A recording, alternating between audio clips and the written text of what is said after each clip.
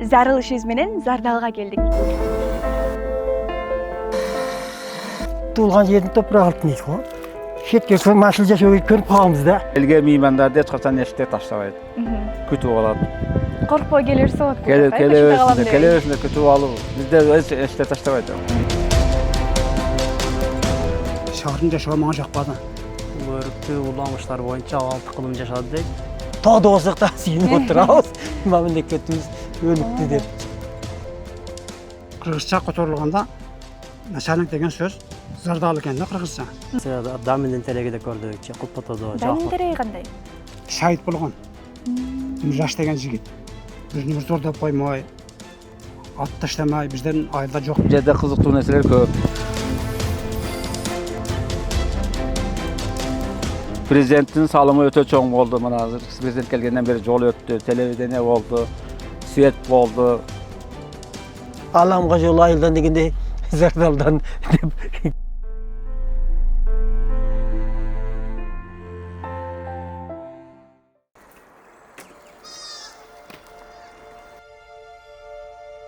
Зарыл ишибиз менен Зардалга келдик. Арыбаңыздар. Айтылуу Зардалы айылы тууралуу азбы көпү маалыматыңыздар болсо керек. Бул жерде канча түтүн жашайт? Айыл эл эмне менен алектенет? Балдар кандай билим алат? Көпчүлүгү жолдордун, деги эле жашоо шартынын татаалдыгынан улам башка аймактарга көчүп кетишкен. Ал эми айрымдар болсо жаз жай мезгилинде бул жакка келишсе, кыштоодо кайра башка айылдарга кетишет. Кышында бул жерде ондой эле үй бүлө жашашат экен. Аларда болсо ата бабабыздын жерлерин таштабайбыз деп болгон бардык кыйынчылыктарга туруштук берип келишкен. Мына эми күткөн күндөрү келип, жашоо шарты оңдолуп, жолдор салынып, бала бакча, мектептер салынып баштады. Бирок дагы да кемчиликтер жок деп айта албайбыз. Аны болсо алдыда баяндайбыз. Айлана теребелдин кооздугу, абасынын тазалыгы, айылдагы жым-жыртык. Бирок Зардалдын эң чоң байлыгы анын эли экен. Айылдагы адамдардын жөнөкөйлүгү, баяулугу, пейилдин кенендиги, көңүлүнүн токтугу, тааныбаса дагы келген конокту өзүнүн жакын адамындай тосуп алып, чын жүрөктөн кубанып, шашыла дасторкон жайып, меймандостуктун эң сонун үлгүсүн көрсөткөндүгү өзгөчө таасирлентти. Мен Эркинбай деген болом, Шылайдын тургуну болом. Канча жылдан бери бул жакта жашайсыз?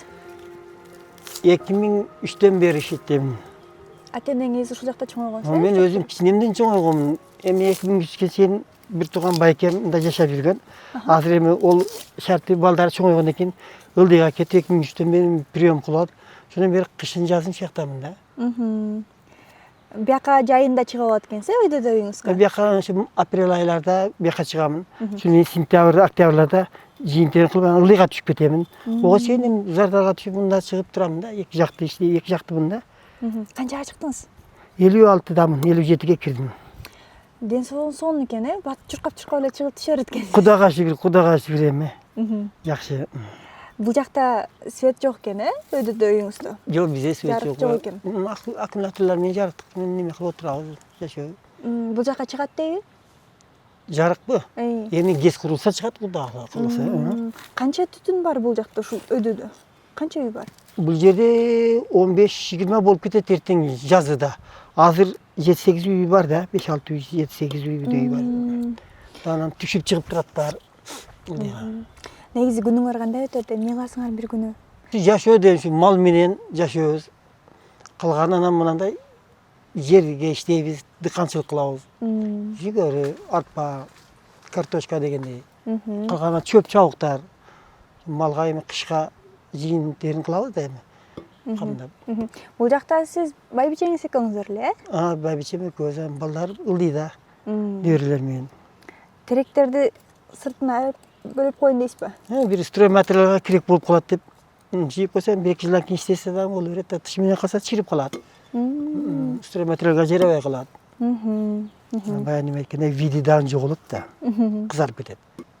Бул жерде негизи эле биздики мал чарбачылык менен эле. Анан калган эми дыканчылыктан болот, эми көп эле эмес, аз-аздан да 10-15 сотиктей картошка дыканчылык кылабыз болгону. Анан калганы өрүк да, мына негизи өрүк. Кичине алмаз борлар анан күзүндө терип алып чыгып келсе, кыш менен бала чакасы менен кеңири жейт. Өрүк бышканда топтобот дейт, айылдын баары. Ошол ошондо адамдар көбөйөт да, мына өрүк бышкан мезгилде баардыгы өрүккө чыгышат. Өрүктү жыйнап бүтүп эле алып кетишет. Калганынан бизге ошонго тайынап коюп, сууну коюп, карап турабыз. Сиз 2003-төн бери бияктамын дедизби? Ушул жактамын мен 2003-төн бери. Мындай айылдын эли боюнча айтсаңыз, Мындай да баягы чогуу өткөргөн ылдый жакта болсоң, баары бир айылдан өзүнчө бир топ дегендей болот го. Бир атам балдары болуп, жакындар менен той мээрке болсо, бизде Кудайга шүгүр баардыгыбыз ошол бир топтой болуп эле кызмат кылабыз. эли түтүн болсо баары бири-бириге. Баардыгы бир топтун немеси деле болобуз. Жакшылык жамандыкта. Жакшылык жамандыкта баардыгы мурда эми жол жокты. Ошол мезгилде эми эшек аттар менен утурлап өтүп баягы жопаядан алып өтөт эдик, мээркесин, той немесин, чайын берип, кайтып узатып койчу. Ал эми шарт жакшы болуп калды, техника менен эле келип, спринттер немелер менен. Чайын берип элге дуасын алып кете берет деп, кеңир болуп калды. Кудайга шүгүр бир туугандай жакшыбыз. Баарыбыз. Застава менен жакшыбыз. Застава балдар эми жакшы. Салам алейкум тураптар. Сонун сыдырып койбун мен, жарыма чейин. Сонун. Муну мындай кылат да. Мындай кылып эле, андай кылып. Мындай кылам да, ыргыта берем да бияка. Аз эле калыптыр, көбүн бүтүп коюпсуз. Аз эле калды. Балдарыңыз каякта? Балдарым Зердалда. Канча балаңыз бар? 2 улум бар, зору шаарда Бишкекте. Бишкекте. Келип турушабы бияка? Убакыт келеттир. Az кичүүсү немеде? Зардалда мында иштейт азыр. Жолдо иштеп атат да. Жолго иштегендерге ишке кирип алган. Кетти жардамчы болуп, жолоңдоп, ремонттоп. Ата жүрүңүз деп айтса керек, көп. Шаарга кеттик деп. Жок, антпетте. Кетпешиңизди билеби? Билеттир да бул. Баары кеттик дегендер менен. Көпчүлүк кетип калыптырга бул жактанчы? Эми шартка карап, шаардан жер алып, үй салып аткандардан көп. Биз эми шетте туулуп жоңоюпбуз да, ал туулган жердин топурагы алтын го. Шетке машыл жашоого көнүп калганбыз да. Башка жерге барсак жашай албай тургандай эле болуп жолканы көрүп атасыңар өзүңөр. Жаңылыктардан жолубуз неме болду, свет жарыктандырылды. Связь телевидение бардыгы бар. Кыргызстандын жаңылыкты көрүп отурабыз. Эми телевизор албай, ылдыйда үйдө телевизорубуз бар. Нерилер ошол менен көрүп, баластан көрүп, эме кылып отураттар ойноп. Жакшы болуп калды жашоо. Башка эч нерсе керек эмес. Калган эми денсаулык болсо, заман тынч болсо жашап өтө берет да. Жумуш эми жумуштун немеси чечилет го. Эртең мында ГЭС ачылган атат. Жумуш жолу көбөйөт эми. Биз деле эмес айылдан тышкары Баткен району боюнча эле келсе адам рабочий көп керек дейт. 500 адам договорум бар деп ататтар эми ГЭСке. Эми 5 жылда бүтөт экен ГЭС. Андан кем байлыктар ачылат. Мага ошого жумушчу көп эле керек болот да уларга. Жок дегенде карабулдукка жарарбыз да. Карабул кепеде отуруп. Бул жерди сиздерди эч ким билбейт да баары бирчи. Ар бир бурчун билесиз да. Кудайга шүгүр коюн жатага чейин билет да бул жерликте. Шетте туулуп чогойгондон кийин. Ошондой. Азыр эми жумуш жагы жакшы болуп калат го дейм жакында. Бүт кыйынчылыктар артта калыптыр да. Артта калды азыр жакшы болуп калма. Ушул жерде мен көрдүңөр го техника отурсак үйгө барабыз айылга бир иш чыгып калса, той топо болсо, убагында барып келебиз. Азыр жакшы мурдагыдай эмес. Мурда бир алдын кабар адам жөнөтөт эди. Ол келип ушундай неме десе, ошол күнгө угуп даярданып жөнөлөт эди, техника чакырылыш керек. Анан жопойго өтүп кетет. Азыр техникалар даяр. Керек болсо чакырсаң бала чака келип алып кетет, мисалы үчүн. Ооруп калса. Күнүгө машина техника болуп туруп, ооруп калса скорыйыбыз бар, Кудайга шүгүр азыр. Айылыбыз жакшы болуп калды. Зардалда турат скорый бар. Тез жардам. Баардык шарттары жакшы оңолуп атат. Ал үчүн мана жаңа айтып өттүм го, бүт көйгөйлөрү чечилип бүттү. Таза суу эми жакында саркеч башталат. Зардалында бая таза суу немеси өткөн. Үйдө крантты чыгарып алганбыз, бирок дагы не талапка жооп берүүчү кылып дагы башталат да эми жакында. Мамлекеттин немеси боюнча бүткөн атат ол дагы. Ошентип чыкса, ошо ГЭС ачылып, анан мектеп бир аз кеңейтилсе болду экен, шарт боло берет. Азыр Кыргызстан ошо 7 дубанда тең өнүгүү жакшы да. Кыймыл жакшы кетип атат. Өнүккөн мамлекеттердин катарына кошулуп калдык, 3 мамлекеттин. Оңой эмес да бул. Тез өнүгүү. Мамлекеттин өнүгөсө сүйүнөсүң да, жөн эле тоодо болсок да сүйүнүп отурабыз. Мамлекетибиз өнүктү депчи. Өнүгүү жакшы. Ошол Зардалы менен жана бир акындын айтканы бар эле го. Өзүнүн айылын айтып буйта эле, буйта менен жер бүтүн деп. Өзүнүн бир айылын айтып, ошентип Зардалы менен жер бүтүн да Кыргызстан. Ооба да. Кыргызстандын бир бурчу. Кече күлдүрүп атпайлар, ал Alamга жол айылдан дегенде Зардалдан деп күлдүр. Анда. Көп жыл неме болуп атат. Мына бизге чейинки жолдор эми асфальт болуп, жакынкы 2 жылда эле бүтүп калат окшойт. Ошондо Баткенге барып келе жатсаң, жакын болуп калат асфальт болгондон кийин. Бурун болсо жана жалгыз жол менен Кадак барсыңар. жолдор кыйын эди. Айтып берди го канча киши аскадан учуп кетчү эле деп. Ой, аксакалдарыбыз кышта да ушу калоштарга кыйык немелерди ороп, жип байлап ашып келет музда. Көрбөстүгүн жалгыз аяк жол коркунучтуу де.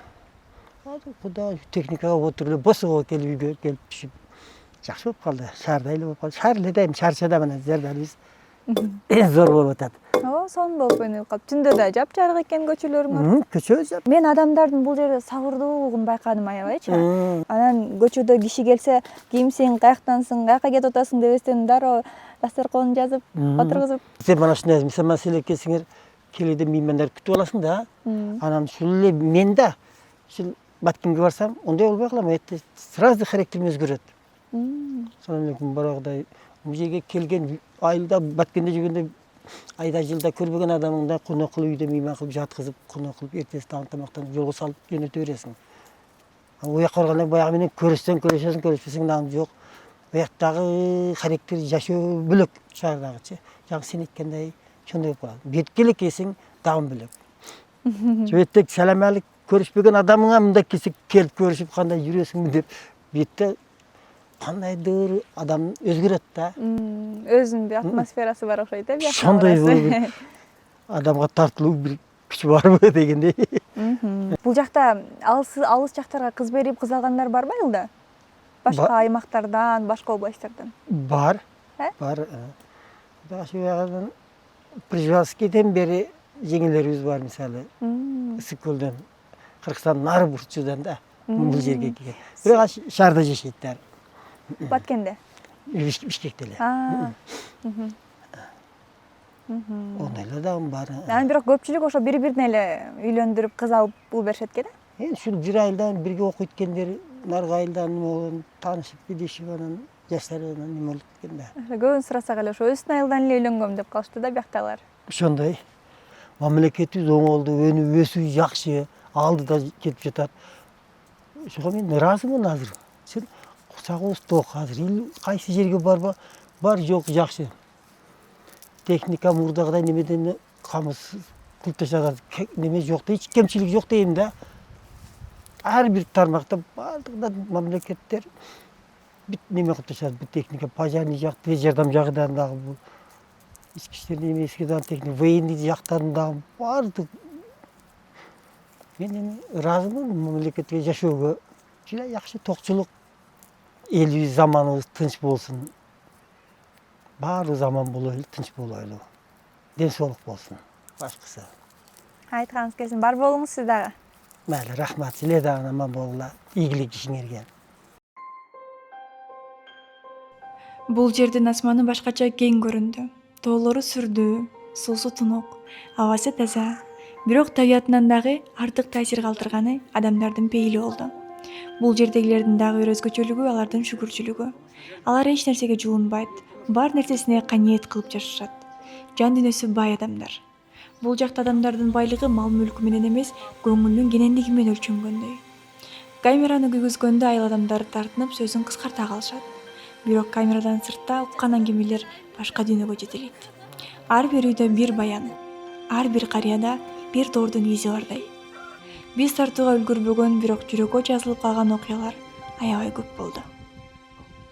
Мен өзүм Райымов Мамашакир Азизович.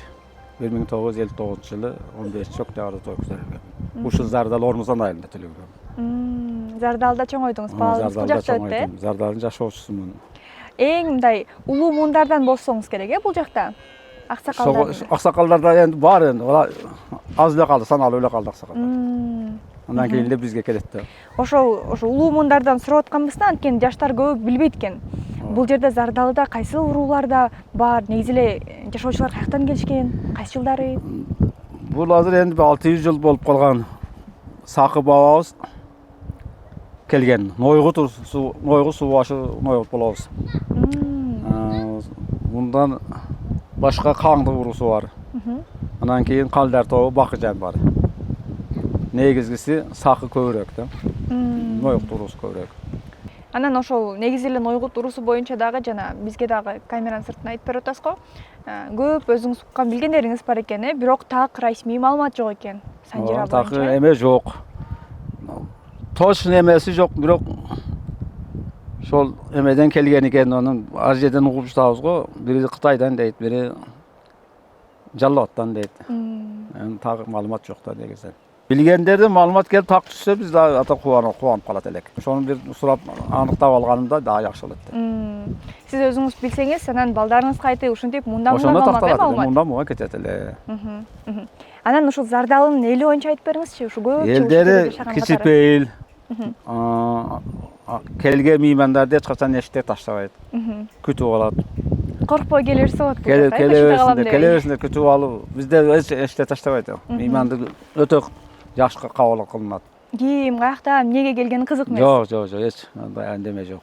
Сонун жана кыргыздын мурунку ушундай сонун бир адаты, салты силерде сакталып калган экен, Meyman kelse suyunöbüz, yaxşı geldi, meyman geldi dep. Özü musulmançılıkta ya meymanды kütüp alış ketken da. Kütüş kerek öz negizi. Азыр Пайдан эми келсе. жол ачылып, унаалар көбөйүп калды. Prezident kelip Prezidentin salımı öte çoğun oldu. Bana hazır prezident gelgenden beri yol öttü, televizyon oldu, svet oldu, кыйынчылык артта калды. telefon oldu. İlgeri telefon için toğu çıkarttık. Bir malumat bere albayttık.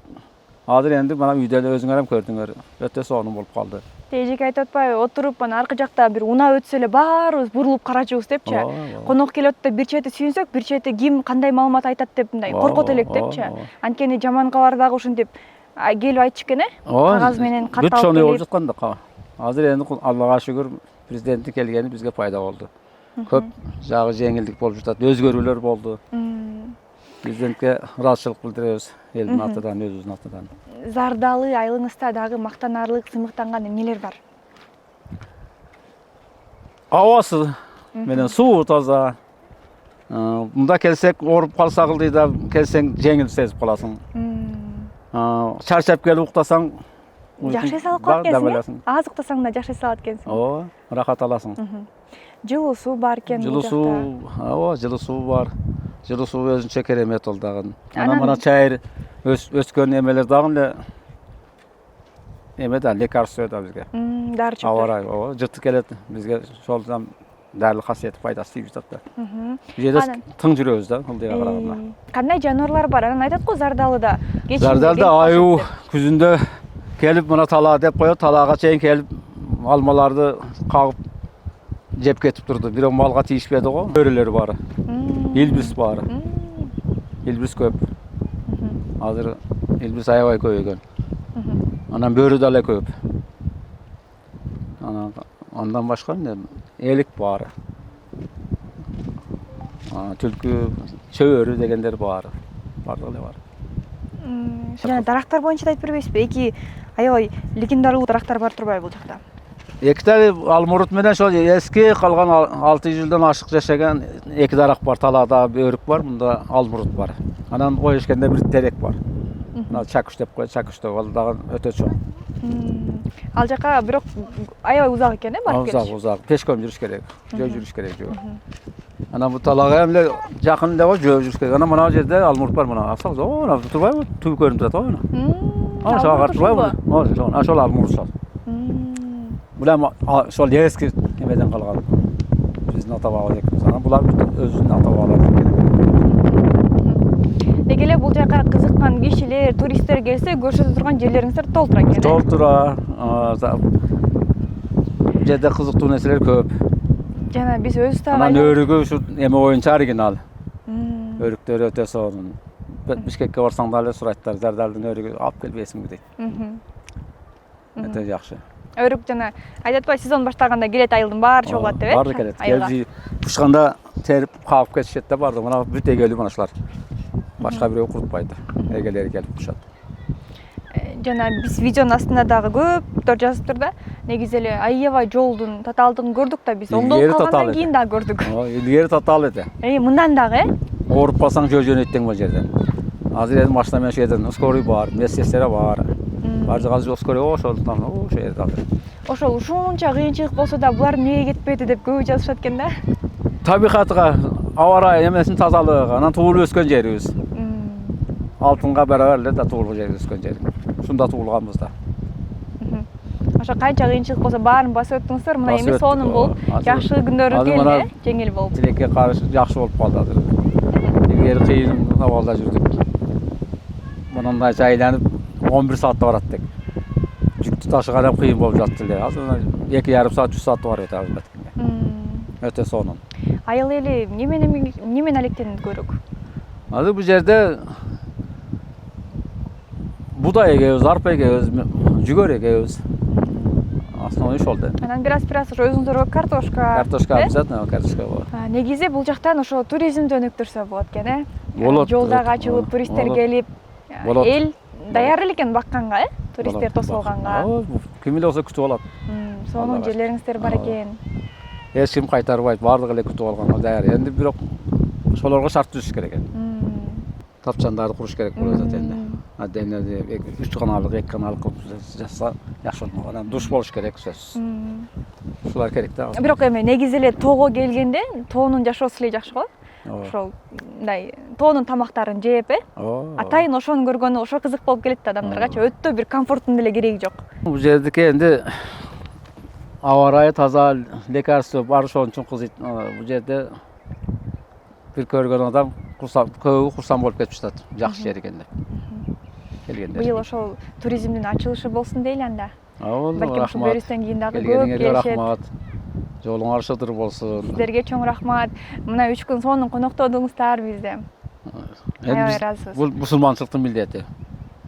Чоң рахмат. Бар болуңуз, ден соолукта болуңуз. Тынч болгула, аман болгула. Айылдан анча эмес алыс жерде дарыянын боздогон үнүн коштоп, тоо борундагы жалгыз аяк жол менен таш үйлөргө бет алдык. Жолдун өзү эле бул жакт кызыктуу болорун айтып тургандай сезилди.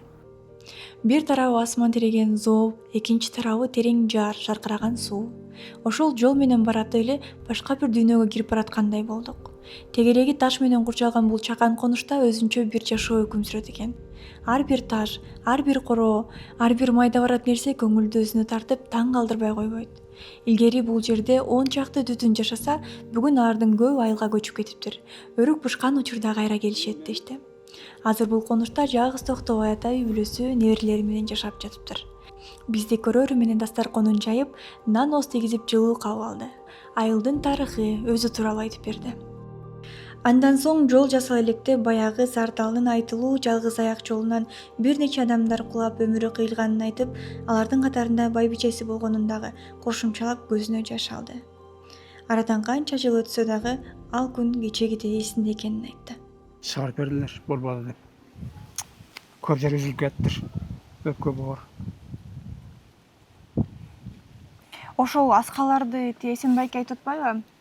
Көп кишилер учуп кетсе, О жерде кырсык көп болгон, андагы көп адамдардын немеси бүткөн о жерде. Кырсык көп болгон.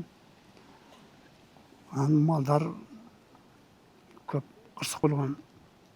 Адамдар түшүп кеткен. Ахметте учкан, иштеп өткөндө жолдо. ошол кишини айтып берет. Ашкага байлап уруп иштеп өткөндө жипти кыркып түшүп кеткен. Бул Ал Ахматбек. ошо жол кылайын деп аткан беле? Ахматбек 18 жашта болгон, үйлөнүп болгон да. Бул 58-60 жылдар болгон бул. Анан ошол Ахматбек учкан деп аталып калган да. Ал мынтип ошол бир жерге жазылып калган эмес, оозуңузга эле айтылып калган, э? Бири-бириңерге айтып эле. Ахматбек учкан зоо деп. Зоо деп аталып калган. Азыр эми алар жок болду. Үчтөн жол кетти да. Машина жогортон болду да. Жок, эми мен жашымда мен жаштагылардан бөлүнө калдым. Бул өзөндө. Жаштар деле жок экен го бул жактарда. Үйлөрүн куртап кетишиптир. Эми ал шаарда да мындай иш жок да. Жазда өркөй келеттер. Июль айда өрүп пышат да. Өркөй келеттер, өрүп жыйып кайтып кететтер. Мен өзүм бу жерде жашап атам. Нерелер менен. Эгер сизди ошол бир шаарга батир алып беребиз, ушул жака келип жашаңыз десе жашайт белеңиз? Жок, болбоду. Барып жашап көрдүм. Мага жакпады. Мен бул тоого көнүп калыпмын дагы. Шаһардың жашауы маған жақпады. Мен мында сөйлесем грубый келеді. Сөйлештің керегі жоқ. Кызы чуу ал жагы. Өзі шу жаңағыдай. Эй. Адамдардың мамилесі жаңағыдай. Бұл жерде тыныш. Эркин Ода жүрөсүз, бос тынч. жүресің. Өзүңүзгө өзүңүз хан, өзүңүзгө өзүңүз бий. Өзүңүздүн тоолор. Бул жактан ошо көбү шаарга көчүп кеткен дейт да. Анан ошол өрүк бушканда эле келип турат деп. Анан саналуу эле адамдар бар. Ошо ата бабасы жашаган жерди таштап кетпей жүрүшөт, канча кыйынчылык болсо Бұл дагы. жерде эсептелүү эле 10 чакты эле үй эле бұл жерде. Жаңағы кетпейт маңы шоғында Зардалда да. Қалғандары шаардан жазда келет. Эми свет интернет келди мүмкүн эми жашап калар. Бирок киреше булагы жок да бу жерде. Жашаган менен.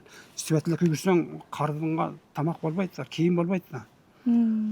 Бизге ошон үчүн светтен мурун бу жерде жашагандарга Жумуш, деп кармап калганда болот эди. Андай болгон жок. Ошол малды сатып кийим кыласың, тамак, аш болот балдарга. Жаштарга иш болот да. Анан бир жашап калса болот. А свет эле күйгүзүп койсоң аш болбойт да, тамак болбойт да. Азыр ушунда бул жерде мал кели барлар эле калат экен да. Мал бар эле калат да. Мындай 5-10 малдан карап, ошону мал багып бу жерде башка ишкана жок. Ишкана жок. Бу жерде эми азыркы жаштар мындай оңой тириликке өтүп калды да. Көнүп калдылар. Шаарда жашоо оңой да. Акча эми болбоду дегенде күнүгө 1000 сомго иштейсиң. А бул жерде кантип кайдан табасың 1000 сомду? Айылыңыз жөнүндө эмнелерди айтып бере аласыз дагы? Зардалы боюнча. Кандай жер? Кандай өзүнүн касиеттери бар? Бизде эми ошол баягы алымдарыбыз көбү ушу бизден кеткен да, биздин чоң аталарыбыз, мына аксакалдарыбыздын берген тарбиясынын негизинде бизде жаңадай кылмыштуулук катталбайт. Кылмыштуулук катталбайт. Мына жаңадай биринибир зордоп коймой, ат таштамай бизден айылда жок дедим го жаңадай. Бизде жаңадай аксакалдарыбыздын айтып кеткен жаңа талим тарбиясы бизге таасир этип, мына бир даган кылмышкер, бир даган соттолгон адам бизде жок. Биздин Зардалын немесиде. Ошол биздин алымдардын жаңадай ошол бизге берген таасири мына азыр бизде жаштарыбыз тарбиялуу жаңадай, имандуу. Анан могу үйгө келатканда аркы жерде бир күмбөз сыяктуу бар экен го. Бул жерде 1885-жылы Скобелевдин армиясы келген, башташып келген да. Анан ушул дөңгөлдөн бери жаштарды, балдарды бул жакта жайлоого эме кылып, июль айда. Анан сону сактанып калгандар, сактанып, ошо жашырып анан эми жаңа Скобелевдин армиясы жактан башташып келген да. Барып кабар алчы деп 1-3 жигитти жөнөтөт. Анан булар чукул эле жаңы кыядан чыга калганда, Скобелевдин армиясынан чыгып, жаңа 18 жаштагы жигит да, ошол жерде аткан жер, кан тамган жер ошол. Жаңа Миржаш деген дөңмөнчө жигит да. Миржаш деген. Анан ошол жерде жаңа Мүйүз Турбаева ошол жерде шаһит болгон. Миржаш деген жигит. Анан анын немеси бизде коюлган ана жерде. Сөөгү бул жака коюлган, бирок каза болгон жери. Каза болгон, кан тамган жер ошол жер. Мындай мүйүз турат да. Ошо 1885-жылы болгон. Бул Москвада архивде турат деп тарых мугалими сүйлөгөн да бизге. Скобелевдин армиясы келгенде анан бул жигит мында каза болгон, барып ошол жаңы элди Нуржалак жайлоосуга сактап ошол жерден аны жаңыдай бизде курал болгон эмес, атышуу болуп, аны ташты кулатып, карамдык менен атып бирөөгө тийген дейт ошол жерде. Анан ошол жерден чегинүүгө мажбур болгон да Скобелевдин армиясы. Анан кайып чыгып кеткен деп айтат аксакалдар. Мунун Зардалы деп аталышы илгертен жаңадай баскынчылар бияктан келип өздөрүнүн эл өздерін өзі қорғап тұрған да. Мына қырдың баштағы мына келе жатқанда ошол мындай тисеп болгон. Тисеп болып уздузат да мындай. Мен ошол жерден мылтық салып қорғап тұрған Зардал деп аталып қалған себебі ошол начальник тұрған жер Зардал болып тұрғанда мына ошол ақсақалдардың айтуға қарағанда Зардалы деген начальник деген түшүндүрөт деген неме бар да бизде. Начальник деген түшүндүрөт. Башчы. Башчы. Мына мен неме эмесмин, жаңағыдай тарыхчы эмесмин. Укканыңыз бул, Укканым да. Кабинет Зардалы деп турат, Зардалы деп мына заставада. Значит, кыргызча которулганда начальник деген сөз Зардалы экен да кыргызча. Начальник орысша тилде бул начальник туурабы? Шонан билдим, значит, биздики туура эле экен, ошо аксакалдардын айтканы. Зардалы деген начальник деген түшүндүрөт. Ошо башчы турган жер, Башчы турган жер. Болбосо тажик тилинде алынган зандолы деп өргүзар деген түшүндүрөт деген дагы неме бар. Версиясы бар. Биз ого кошулбайбыз да. Кошулбайбыз. Жаңга бул Зардалы деген начальник деген түшүндүрөт дегенге жакындык бар да. Бул айылда аксакалдардан үчөө эле калдык деп атасыз го. Негизде эле өзүңүздүн айылдагы жаштарга, жалпы эле жаштарга кандай көбүнчө насааттарыңызды айтасыз? Жана сиз айтып атпайсызбы? Айтсам кичине группа болуп калат деп айтпай койдуңуз го. Эмне сизди тарынтырды катуу? Кейитти. Кимдин кандай мамилеси? Жок, эми шаардагы жашоо Эмнеси жакпады? Ошо бир нерсе катуу көңүлүңүзгө тийгендей сезилип атат да? жок, андай эмес, неме эмес. Эми ал жаштарга имандуу, сабырдуу, эмгекчил болгонго жакшы неме кылам. Жаңагыдай. Чакырасыз? Үгүттөбөйм. Ак эмгекчил, жалган сүйлөбөй, имандуу болсо дейм да. Менин тилегим. Жакшы окуп, жакшы эмгек кылып, ата энесин сыйлап, жерин, элин урматтап жүргөндө жүрсөлөр дейм да.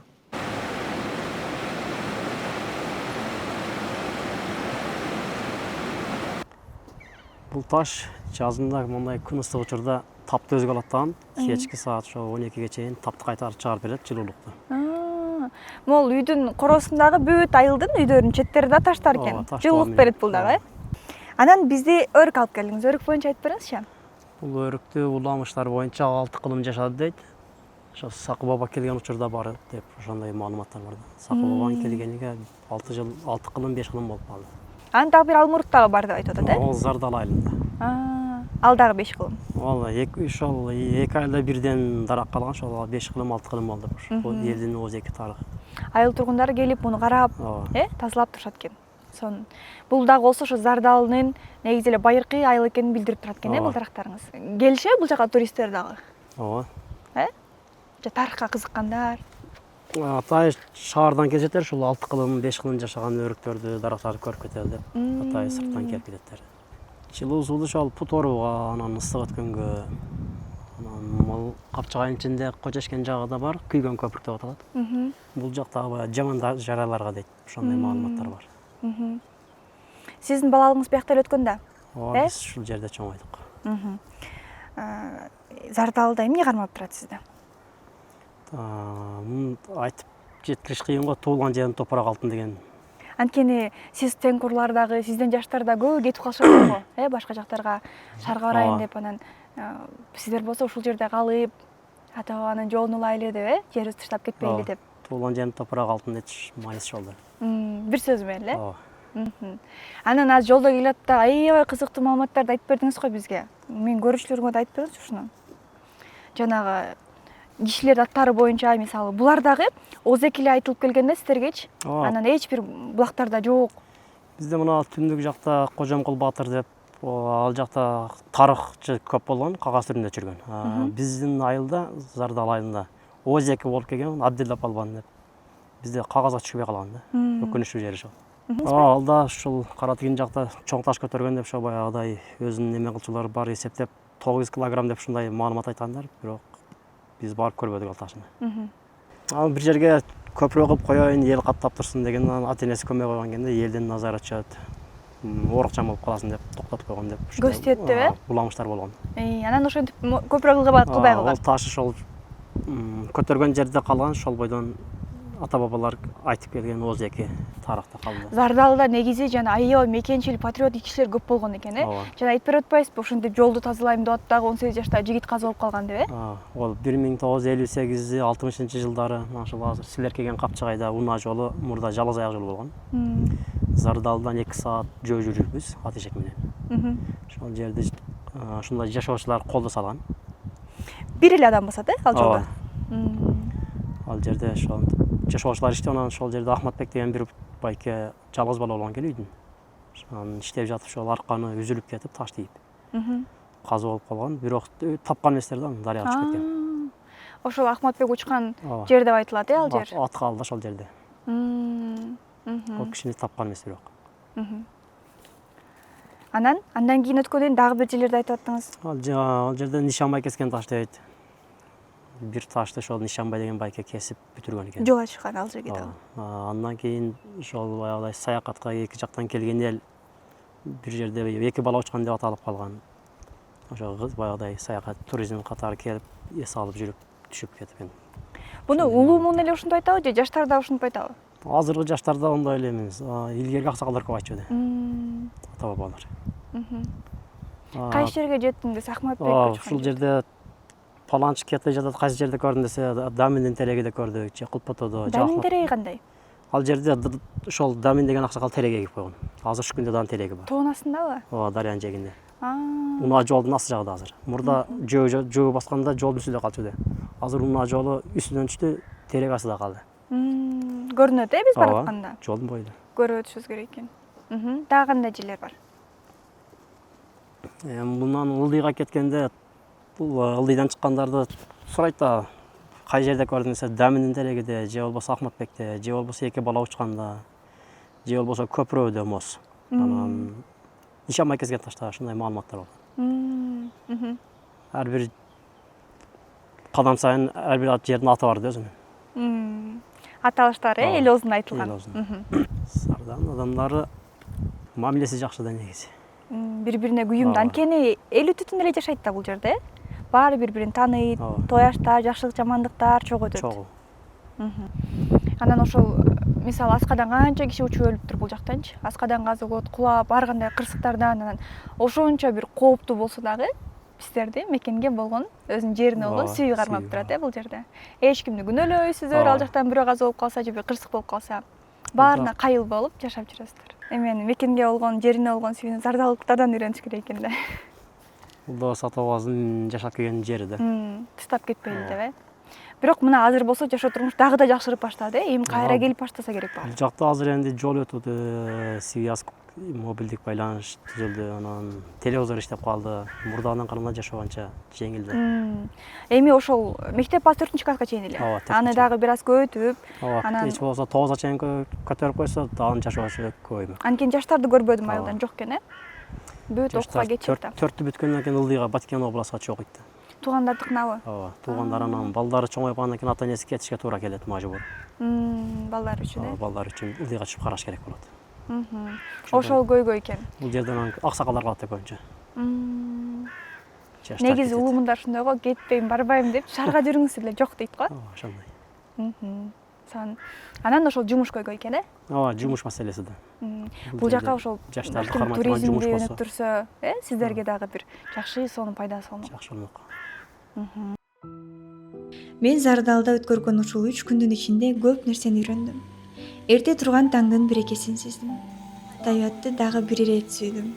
Зардал мага убакыт менен жарышпай, шашылбай жашоону, ар бир көз ирмемдин баркын билүүнүн маанисин үйрөттү. Кээде жашоонун эң чоң бактысы жөнөкөй күндөрдө, тоо арасындагы жакан айылда, адамдардын ак көңүл жылмаюусунда катылганын түшүндүм. Зардалы жөн гана айыл эмес, ал адамдарга жашоонун чыныгы баалуулуктарын эскерткен өзгөчө дүйнө экен.